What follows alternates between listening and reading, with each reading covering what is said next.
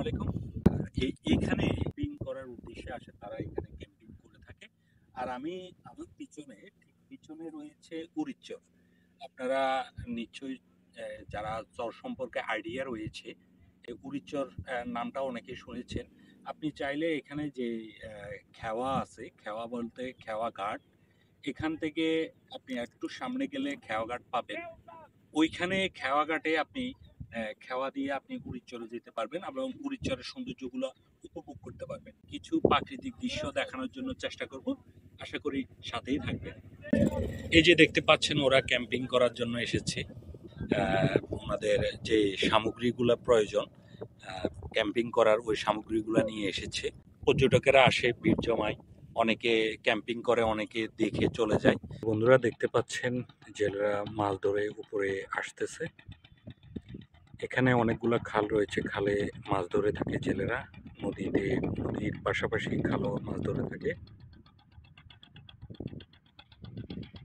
আবার অনেকগুলো ট্রলার দেখতে পাবেন এখানে আসলে মাছ ধরার।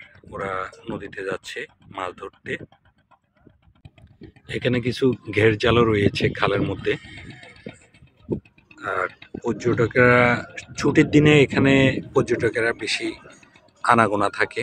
এখন যেহেতু ছুটির দিন না, তবুও পর্যটকেরা আসতেছে।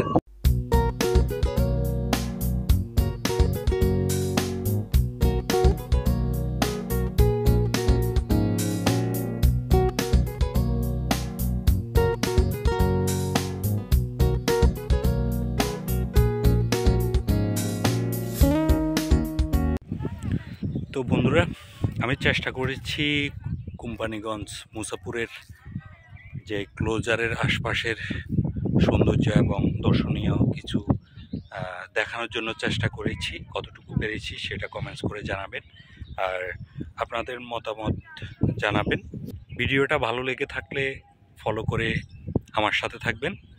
আমি আছি আপনাদের সাথে। তো আজকের মতো এখানে বিদায় নিচ্ছি। সবাই সুস্থ থাকবেন, ভালো থাকবেন। আসসালামু আলাইকুম।